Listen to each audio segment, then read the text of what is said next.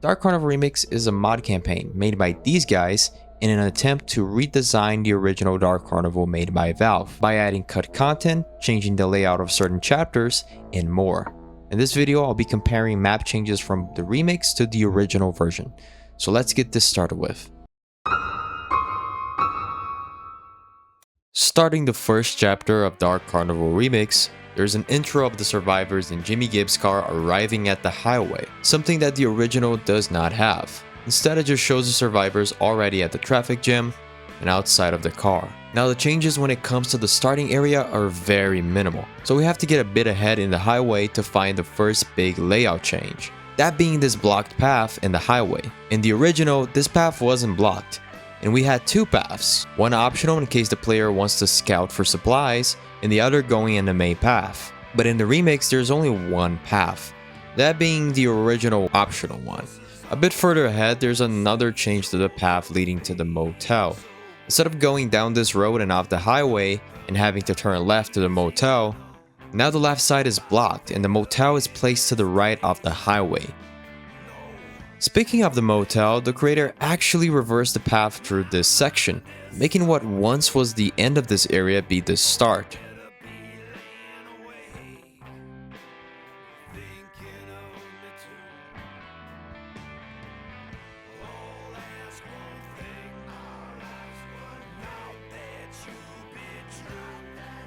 I also want to mention how much more detailed the remix version of the motel is. There's a whole lot more decoration around the place, along with other things. Makes it feel way more lived in. Now when it comes to the end of this section, we actually have to leave through the back of the motel, while in the original, we only go from one side to the other. And the back side of the place is not a thing in the original.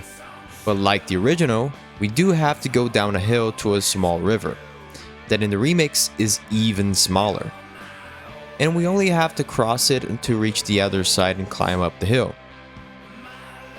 But in the OG, we have to follow the river until we are able to find an open path on the hill from the other side so we can climb it, reaching the parking lot of Whispering Oaks, which in remix, again, is way more detail, with more cars around the place and more details being visible from outside the playable area.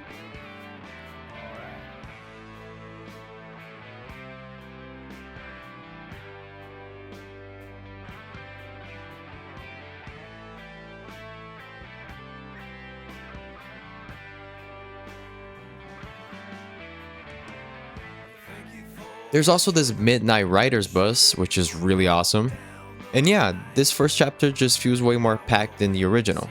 Which I don't mean to say that the original is worse, but this is definitely an upgrade from the original. Chapter 2 starts us at the entrance of Whispering Oaks, that in the mod looks very much based off the park entrance of the second chapter of the parish, with similar structures. The park looks way more colorful as well, with more unique buildings and decor.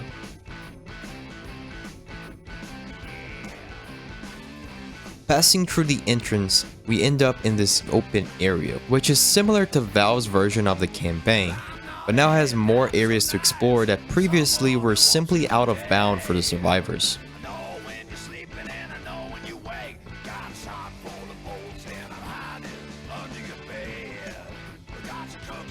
Moving from this part, there are small changes to the main path along with some more details in some areas, like this moving monorail in Kittyland.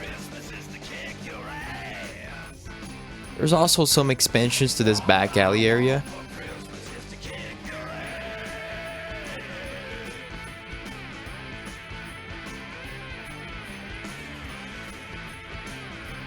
And the little peanut giant slide is now a water slide, which is way cooler.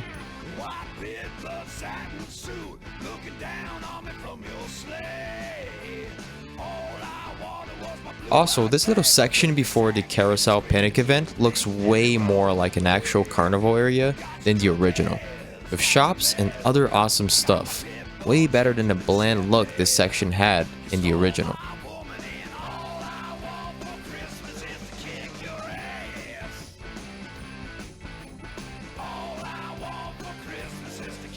Now, the only thing that really changed about the carousel is that when you activate the panic event, you actually have to go inside the carousel to get to the control panel. And that's all the major changes for this chapter.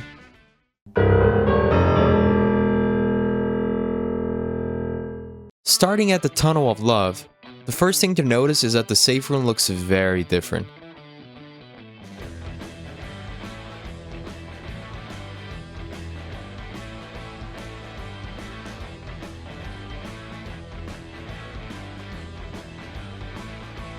Passing the entrance, we see a whole lot more detail to the place, with plant pots along the tunnels and visible water going through the tunnel's paths.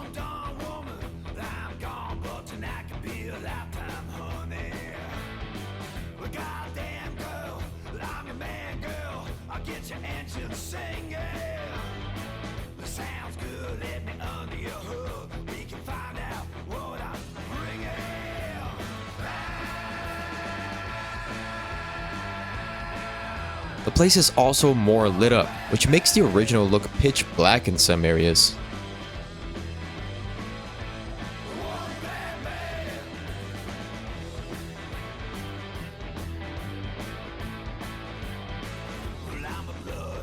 Places like this maintenance room are expanded a bit as well. And the room upstairs that has a hole that leads back to the tunnel now has a window on the roof.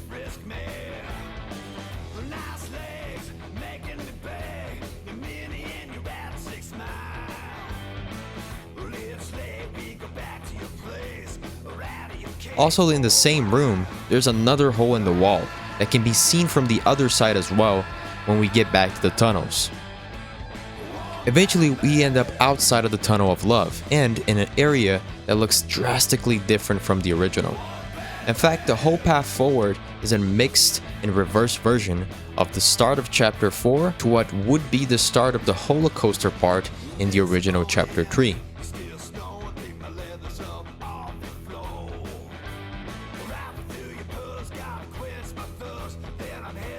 The chapter ends at this bumper car building that in the original was not a safe room, but a section of Chapter 4.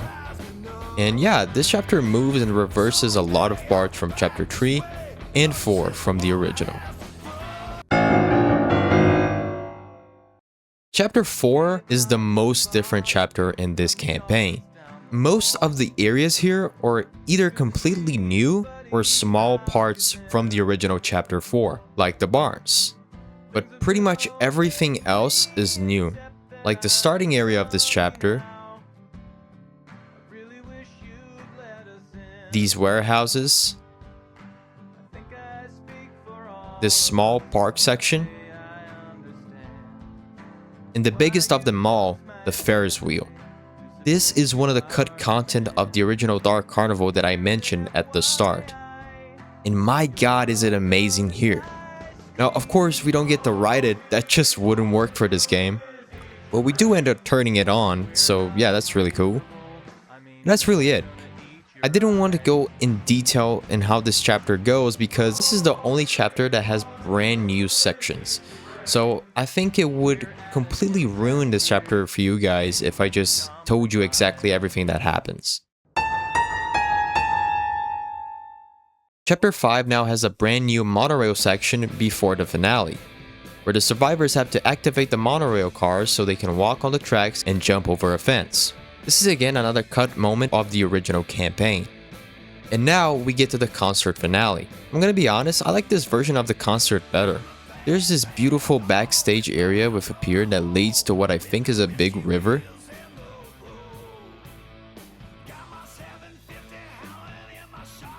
And in front of the stage, there are these tents that are most definitely food stalls.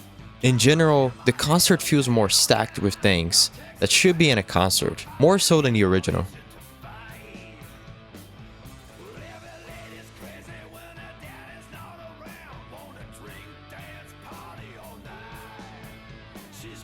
Now, the finale requires you to constantly go around activating fireworks, turning on the lights, and raising the volume of the song so the rescue chopper can see the survivors. Now, this was cut content from the original Dark Carnival, and the version that we have now just requires us to turn on the lights and the song, and that's it. All you have to do after is fight off the horde and wait for the helicopter to come. And that's all for this comparison. Honestly, I didn't want to go in detail into every single change in this campaign, so you guys can experience it on your own. Especially in Chapter 4, that has mostly brand new sections. So yeah, if you guys want to see any more videos about this campaign, because there are some more stuff like some secrets, some Easter eggs, maybe you guys want to see a review about it. Unlike this video, that was just a map layout comparison. So yeah, hope you guys enjoyed it, and I'll see you in the next one.